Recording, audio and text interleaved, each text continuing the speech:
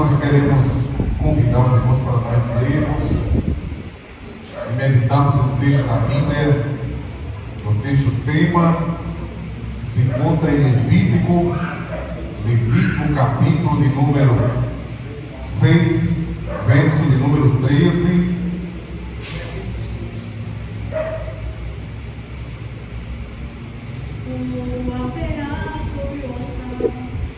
Levítico, capítulo número 6, verso de número 13. Os irmãos, vamos passar a ler, e diz assim a palavra do Senhor: o fogo arderá continuamente sobre o altar e não se apagará. O fogo arderá continuamente sobre o altar e não se apagará. Amém? Poder sentar. Vamos meditar assim na palavra do Senhor. Já agradecido a Deus aqui pela oportunidade, pastor Luciano, pastor Lucas, todo o ministério aqui presente, pelo espaço nós podemos pregar a palavra do Senhor. Acredito que os irmãos já estão inspirando esta temática, este texto da Bíblia, já foram edificados. Já tive aqui boas novas, que o Geás esteve aqui, o pastor Geás, era isso? E trouxe uma palavra abençoada, e aí pavimentou já, para que a gente assim pudesse também conversar com vocês dentro desta temática. Muito importante aqui, tudo que foi falado, foi cantado, foi esboçado aqui também pelo pastor Luciano, falando aqui sobre a questão da diferença, um pouquinho que a gente sente algumas ausências nesse tempo contemporâneo, nesse tempo presente agora. A gente vai fazer um balanço de como era a expectativa e a fé das pessoas antigamente, e hoje a gente vê que todos os dias se cumpre a palavra de Deus, e Jesus, de verdade, irmãos, ele está voltando. Ele diz que quando estivesse próximo à sua volta, a fé de muitas pessoas esfriaria, o amor de muitas pessoas se acabariam, mas também existe uma promessa de que seria derramada sobre toda a carne o Espírito Santo. Então, nós estamos aqui também esperando que se cumpra sobre a nossa vida, Nós iremos falar aqui dentro desta temática, mas antes de nós falarmos, nós temos que entender algumas coisas. A palavra de Deus, ela é dividida, ela é dividida por seções. Se você for compreender a palavra de Deus, ler a palavra de Deus, você vai entender que existe Velho e Novo Testamento. Todo mundo que está aqui tem uma Bíblia, e você vai compreendendo, quando você vai manuseando ela, que ela é dividida entre Velho e Novo Testamento. É como se houvesse uma estante que fosse dividida por categorias, tanto a categoria do Velho como do Novo. Então, no Velho Testamento existe pelo menos 5 primeiros livros da Bíblia que são categorizados como os livros da lei, ou Pentateuco. Aí existe a lei, existem os livros históricos, os livros proféticos e os livros poéticos. Então o Velho Testamento está dividido dentro dessas seções. E o Novo Testamento, evangelhos, cartas paulinas, Atos dos Apóstolos e as epístolas gerais e o Apocalipse. Então são divididos assim. O texto que nós iremos ler aqui, ele está no Velho Testamento e ele está na categoria do Pentateuco. Isso aqui talvez não tenha nenhum significado para muita gente, mas compreender isso traz entendimento para a gente quando a gente vai aplicar as vidas e as pessoas. Nem tudo se aplica do Velho Testamento para nós hoje aqui, mas quando entendemos a palavra, nós entendemos o que Deus quer falar conosco sobre este fogo. E aí nós vamos compreender uma coisa. Em primeiro lugar, irmãos, nós vamos entender que este fogo do altar, ele foi derramado a princípio por Deus. Deus derramou um fogo sobre o altar, Deus derramou um fogo sobre o monte. A Bíblia diz que quando Moisés estava falando com Deus, houve um derramado fogo de Deus sobre um monte. E aí o povo ficava com medo de falar com Deus, porque dizia assim: se a gente se aproximar do monte que está em chamas, Deus vai nos fulminar porque nós estamos distantes de Deus. E aí o que acontece é que eles falavam com Moisés e diziam assim: Moisés, fala você com Deus, porque se a gente for falar, Deus vai nos fulminar. E aí Moisés ia e falava com Deus. Daí ele pegou este fogo, olha só, ele pegou este fogo que Deus derramou lá no monte, pegou fogo e levou para o altar. O fogo inicial lá do monte foi levado para o altar. E aí o que era instituído, que o fogo que Deus derramou no princípio tinha que ser mantido no altar. A ideia é essa: Deus derramou o fogo lá no monte, e aí os sacerdotes mantinham esse fogo. É do mesmo jeito quando nós tivemos nosso primeiro contato com Deus. Deus derramou algo sobre a nossa vida. Deus derramou um fogo sobre a nossa vida. Deus derramou um amor, uma graça, uma vontade, uma fé. Algo que a gente não consegue explicar do porquê que a gente ama tanto esse Deus. Deus derramou isso sobre você no princípio. E aí Ele quer que todos os dias você mantenha este fogo aceso. O fogo do princípio é o fogo que foi derramado lá no monte. Deus não quer que a gente apresente um fogo estranho. Deus não quer que a gente faça um fogo diferente. Deus não quer que a gente manifeste um fogo artificial. Não, Deus quer que a gente mantenha o fogo do princípio. É o fogo que foi derramado do céu. É muito complicado, irmãos, manter esse fogo, irmãos, apenas com discurso. Porque com discurso, irmãos, a gente fala muita coisa, mas é na prática de vida, não é assim? Imagina aquele fogo lá no início, aquele fogo que a gente recebeu, aquele fogo das línguas estranhas, das visões, das revelações, aquele fogo, aquela chama, a gente procura todo dia, mas é diferente hoje. É diferente, pastor. E como o pastor trouxe aqui a introdução, irmãos, era muito mais difícil naquela época.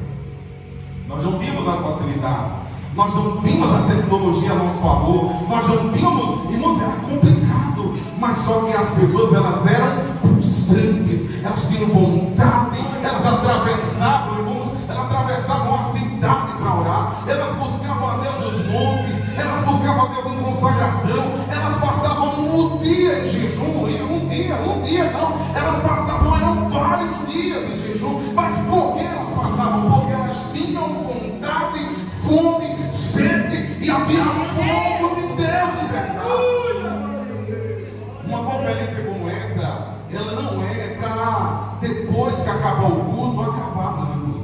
Uma conferência como essa é para instigar, ela é para confrontar, e ela é para desafiar a nossa fé. Acabando o culto, a pergunta que tem que ficar é: será que este fogo está aceso na minha vida?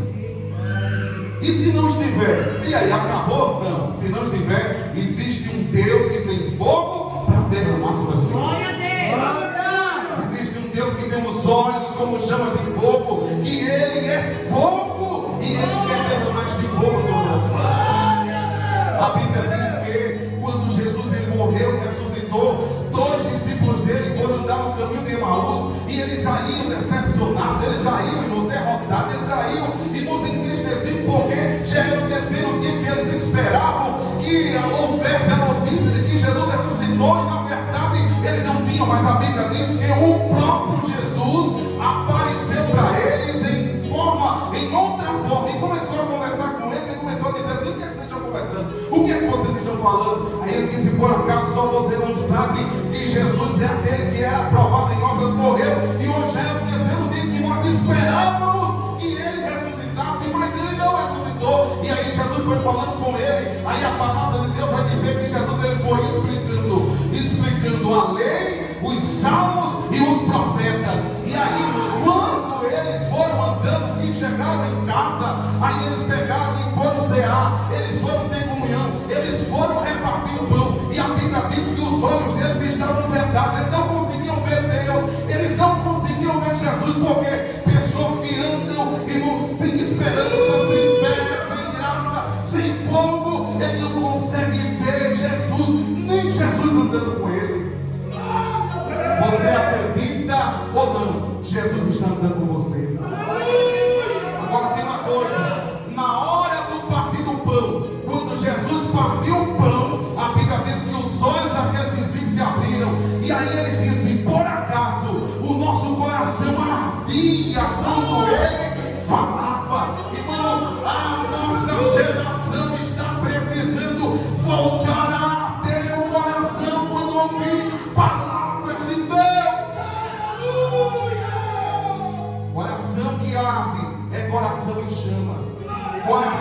arde é coração cheio de Deus. Coração que arde é coração que não mede distância para estar na igreja.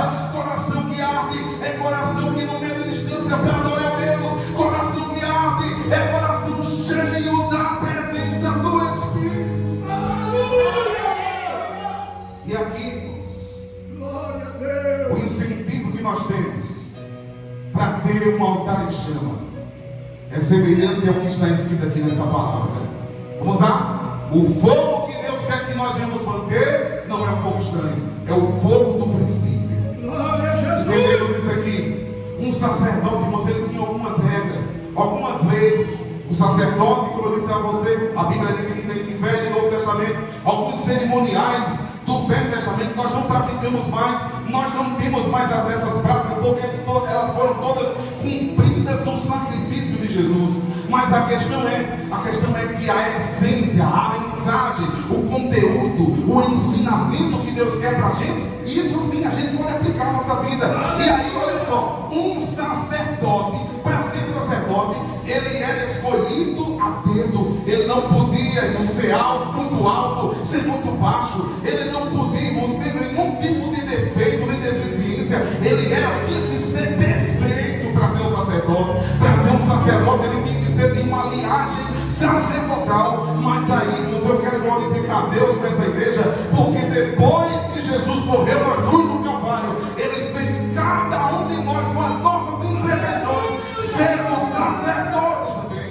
Não tem isso, não tem regra, e não existe de ser de uma linhagem bem sucedida. Não existe. Na verdade, quando você aceita o sacrifício de Cristo, ele diz assim para mim e para você: a partir de hoje, vocês também são sacerdotes, vocês também podem entrar na minha presença, vocês podem apresentar oração, vocês podem interceder a Deus.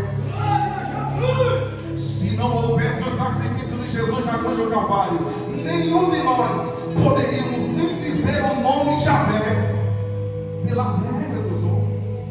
Não é difícil, irmãos, a religião. Já havia religião naquele tempo, mas a questão é que quando o sumo sacerdote ele entrava, primeiro, uma das primeiras regras que ele tinha, ele não podia dormir. Havia uma regra que para ele apresentar e entrar num lugar chamado Santo dos Santos, nem dormir ele podia, para não ter sonhos, irmãos, que pudessem contaminar aquela oração, aquela devoção, aquele sacrifício. Olha só como era difícil. Nem dormir eles podiam. Passavam uma noite em vigília para entrar no outro dia no Santo Santo. Primeiro. Segundo, quando ele entrava no Santo Santo, o sacerdote ele tinha que apresentar incenso. Eu acredito que os irmãos já viram isso. Existem algumas igrejas aí que elas fazem um ritual de pegar um sino e ficar batendo, e pegar um incensário e ficar passando assim na igreja. Eu acredito que vocês estão entendendo o que eu estou falando. Existem algumas igrejas que ele continuam com essa prática, mesmo que não entenda que isso tudo foi já abolido. Mas a questão é que quando o sumo sacerdote entrava no Santo Santo com a fumaça, existem histórias que dizem que a fumaça que tinha que estar dentro daquele lugar tinha que ser tão densa, tão forte, ao ponto de apalpar. E aquela fumaça que era produzida pelo sacerdote na hora do Santo Santo como incenso de adoração, era a fumaça que ele produzia para adorar a Deus. Os irmãos entendem o que eu falo? Quando estamos aqui apresentando o nosso louvor, a nossa adoração, nós estamos apresentando um incenso de adoração. Nós estamos em incenso de adoração. Você, dá glória a Deus, dá aleluia, louve a Deus, bendiga a Deus. Quando a gente faz isso aqui, é como se a gente entrasse no Santo Santo, é como se a gente pegasse o incensário, e é como se a gente enchesse essa casa de fumaça. E aí, essa é a nossa parte. Qual é a parte de Deus?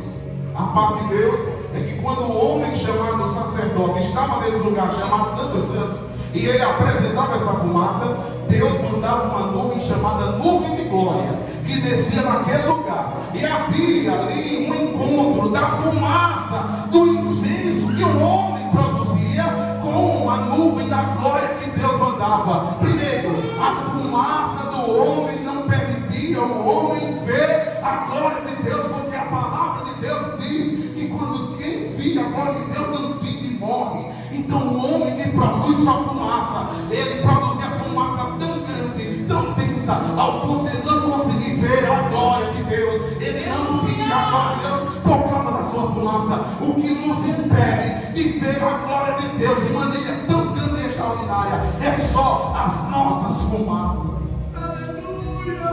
O homem só produz fumaça, é por isso que não tem como a gente se orgulhar, não tem como a gente se engrandecer. Eu posso subir 10 montes, Efésios. Eu posso jejuar 40 dias e 40 noites. Eu posso me sacrificar do jeito que eu quiser. Isso não passa de fumaça. Deus recebe, porque Deus ele entende a adoração do homem, mas não passa de fumaça. Agora Deus é tão bom que Deus ele manda uma nuvem de glória para visitar a sua igreja, para visitar o seu povo e para você sentir a presença de Deus. Ele manda uma nuvem de glória aqui para este lugar. Quando havia o encontro da fumaça do homem com a nuvem de Deus, o homem não via, mas o homem sentia ao ponto de se tremer. Vai dizer algumas histórias que o homem, sumo sacerdote, quando ele entrava no lugar do Santo dos Santos e apresentava o seu incenso, ele tinha que entrar com os sinos que batiam, que balancavam, que faziam barulho e zoada, porque quando ele entrava, estava no Santo dos Santos, que ele estava oferecendo sacrifício, que ele estava pedindo perdão para Israel. É isso que um sacerdote tem que fazer. Um sacerdote não é para julgar os pecados das pessoas, um sacerdote é para interceder pelo pecado do povo, é para interceder pelo pecado de uma cidade, é para interceder pedindo misericórdia a Deus pelas pessoas. Um sacerdote tem que fazer isso.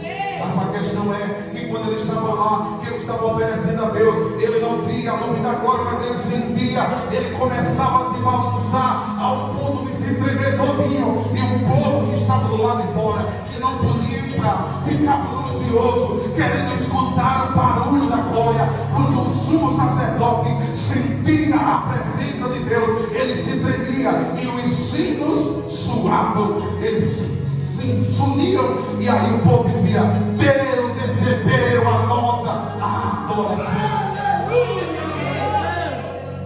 Irmãos, a igreja tem um som especial de adoração. Glória a Deus. Quando você está aqui na igreja adorando a Deus, é os seus sinos que estão tocando. Aleluia. Por isso que é complicado a gente não ver nenhuma reação em alguém que diz que está adorando a Deus. Há pessoas que estão adorando a Deus e não é uma regra você ser tão espontâneo como um cego batideu: Filho de Davi, tenha misericórdia de mim. Não é uma regra, mas quem sente a presença de Deus tem reações da emoção, tem reações da sua parte física, tem reações. Deus faz alguma coisa com você, nem que seja para transformar a sua vida. Você sai daqui diferente e tocado por Deus.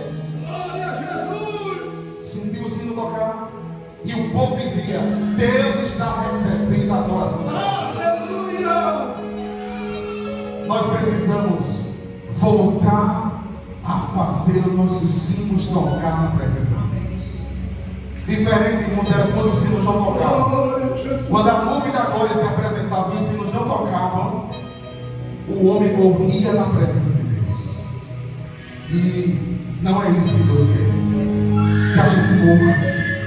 O objetivo de Deus não é que você morra aqui na igreja. O objetivo de Deus é que você viva aqui na igreja. Levanta a sua mão aqui comigo, levanta a sua mão, levanta a sua mão. Eu quero ministrar sobre a sua vida. Vida. Eu quero ministrar sobre a vida, a sua família, a sua casa, vida, saúde, paz, alegria, prosperidade, ajuda de Deus, vida. Deus não quer que você morra dentro da igreja. Aqui é o único lugar que não é para você morrer, porque aqui tem a presença de Deus. Pessoas que morrem dentro de uma igreja, irmãos, é porque elas não entenderam nada do que eu estou falando aqui.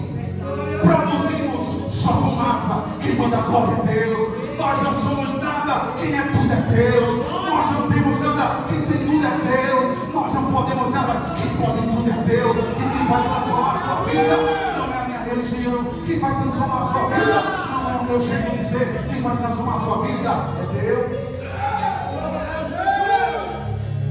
O fogo arderá continuamente sobre o altar. Em primeiro lugar, nós temos que entender uma coisa: para este fogo continuar queimando, a responsabilidade não é de Deus.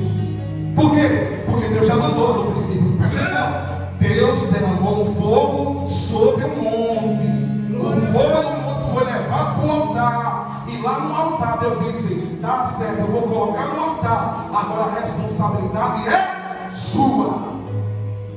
A responsabilidade de sentir a presença de Deus não é de Deus, é sua.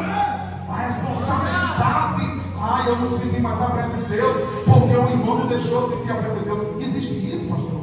Existe isso, pastora? Existe isso? Eu não estou conseguindo adorar a Deus porque o pastor não está deixando eu adorar a Deus. Ninguém está me dando tempo. Eu queria tanto adorar a Deus, mas quando eu chego no culto, eu não tenho uma oportunidade. Eu não estou conseguindo adorar a Deus. Pronto, preste atenção no que você está falando e no que os seus ouvidos estão dizendo. Estão ouvindo, porque na verdade, se você quiser adorar a Deus, quantas horas do dia você tem? Me diga aqui, quantas horas do dia? 24 horas para adorar a Deus. Se você quiser adorar a Deus, além dessas 2 horas de culto, levante mais cedo, faça alguma coisa, adore a Deus, porque a responsabilidade é sua. Condicionar a minha vida espiritual apenas a 2 horas de culto, eu não vou conseguir bater a minha meta. Qual é a minha meta? Eu tenho meta para tudo. Eu tenho meta para tudo. Eu tenho meta para passar no vestibular. Eu tenho meta para conseguir passar no concurso público. Eu tenho meta para casar. Eu tenho meta para tudo. Agora, quando é para adorar a Deus, cadê a tal da meta? Não tem meta nenhuma. Eu quero apenas me condicionar a este momento. Irmãos, é muito bom estar aqui no culto. E eu quero dizer para você que nem todos os lugares têm a oportunidade de você ter aqui, de sentar numa cadeira como essa e de ter liberdade, porque tem lugares que não conseguem mais adorar a Deus. É só uma reunião de pessoas, porque eles não adoram mais a Deus, mas você tem a oportunidade. Eita, eu cheguei no tempo.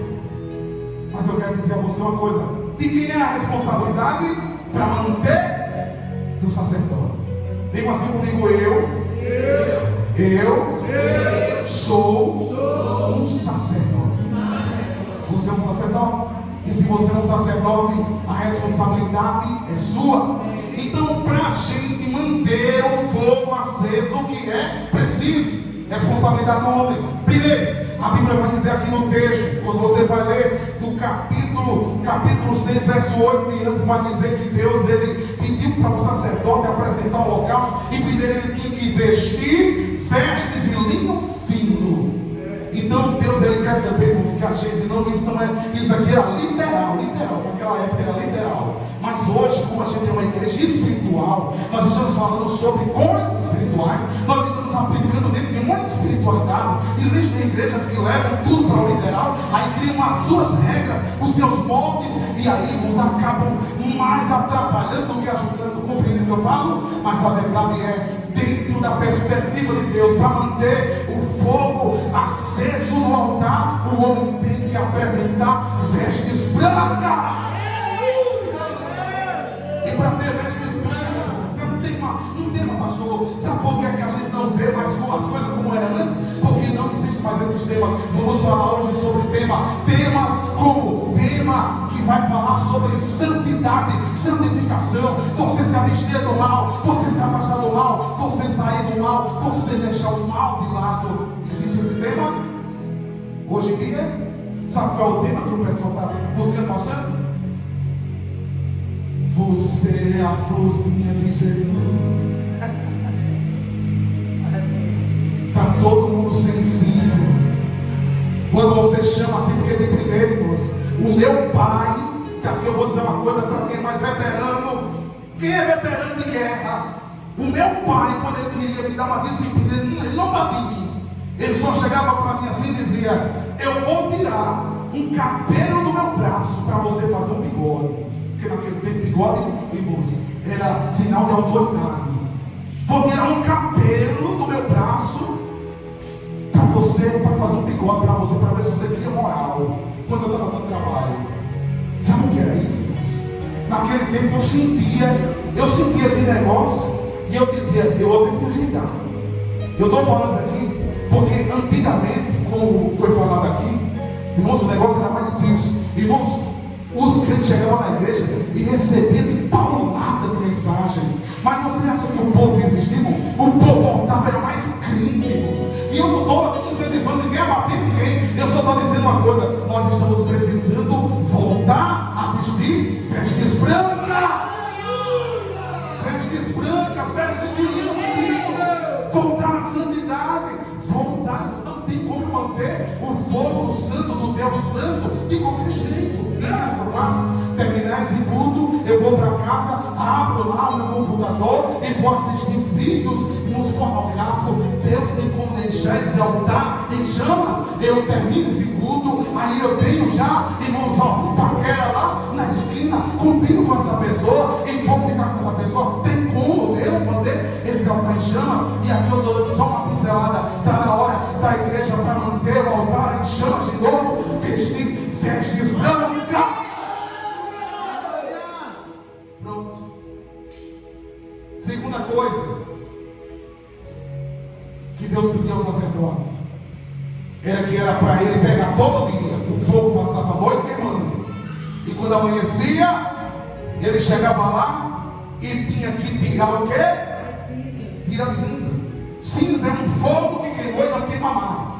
Se eu começar a puxar aqui na caixa preta mesmo, eu vou me lembrar de tanta coisa. Eu vou me lembrar da história do dia que aconteceu aquela coisa que foi tão engraçada. Nostalgia, coisas boas. Quando você puxa no HP, na memória, coisas boas. Você é tão bom lembrar. É tão bom lembrar das coisas boas, né? A Bíblia tem um conselho que diz assim, ó: traga a memória só o que lhe dá esperança. E se a gente conseguisse aplicar isso na nossa vida, e quando a gente se sentar na nossa cadeira de balanço ou deitar na nossa cama, a gente lembrar só do que dá esperança, é coisa boa, não? Vou lembrar do dia que eu fui batizado com o Espírito Santo, do dia que da primeira vez que Deus me usou em dons espirituais, da primeira vez que eu vi quando eu estava cantando que alguém aceitou a Jesus, do dia que Deus me usou tremendamente naquele lugar e as pessoas levantaram a mão e aceitaram a Jesus, no dia que as pessoas foram curadas.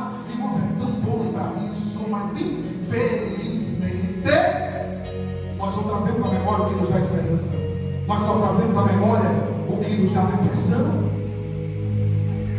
E aqui está a exortação do conselho de Deus para você manter a chama acesa na sua vida, no seu altar. Tire a cinza do passado e jogue fora o que é passado, o que não presta mais, o que foi queimado. Esqueça isso. Peça a Deus para tirar isso da sua vida. Aleluia. Cinza do passado. Eu não posso ficar lembrando, nem remoendo o que eu não posso resolver, porque passou. Eu tenho que viver agora, eu tenho que fazer agora, eu tenho que projetar agora, e decisões de hoje vão me levar para amanhã. Decisões de hoje. Então eu decido hoje mudar. Vai mudar como? Eu gosto, quando eu vejo pessoas que eles dizem assim: eu vou começar agora a cuidar de mim, eu vou cuidar agora do meu corpo, eu vou cuidar agora da minha alma, eu vou cuidar do meu espírito. Vocês estão aqui no culto recebendo alimento para o espírito. Deus está trabalhando o seu espírito. Mas pessoas que não cuidam nem do corpo, nem da alma, nem do espírito, e vivem na cinza, irmãos, não tem como ser pregador de cinza, cantor de cinza, pastor de cinza, crente de cinza. Esqueça o passado, viva o presente e caminhe para o futuro. Encerrando a minha participação, eu já passei aqui alguns minutos. Para manter o fogo aceso, você precisa colocar, diga comigo assim, você tem que alimentar. Vamos ver um período de junho, que hoje não tem tanto como antigamente, mas as pessoas queimavam as fogueiras de forma tradicional, faziam suas festividades, e meninos sempre gostam de brincar com fogo. E aí, irmãos, quando era no outro dia, que a gente acordava cedo, tudo fedendo a fogo. Quem já brincou no período junino, quando tem as fogueiras? Já brinquei demais. Tudo fedendo a fogo, ia dormir fedendo a fogo. Não era assim? E a pólvora. E aí você acorda no outro dia, sabe o que o menino faz? Ia lá nas cinzas. Para quê? Soprar na cinza, para ver se tinha fogo na cinza. Quando soprava, uma de cinza caía em cima do olho do menino, ele saía correndo. Mas ele ainda viu uma fagulha de fogo lá. Só que eu quero perguntar aos irmãos: mesmo que você ou eu, qualquer outro menino, consiga ficar soprando o dia todinho aquelas cinzas, mesmo que apareça uma fagulha de fogo, aquele fogo, ele pode ficar quanto tempo aceso, se não for mantido com lenha? Assim é a vida de muitos cristãos hoje. Nós temos, irmãos, habilidades, talentos, dons, sabemos como fazer as coisas, nós sabemos como falar as coisas, nós sabemos como cantar as coisas, mas, irmãos, só é cinza, não tem mais fogo, porque não tem mais lenha. E aí Deus, Ele fala conosco dizendo assim: apresente para mim, hoje, agora, e alimente com a lenha da oração, a lenha da palavra e a lenha da devoção. Encerro de verdade, que diz que o pregador só é ruim quando ele diz que vai encerrar e não encerra. Quando você apresenta a lenha, o fogo de Deus permanece.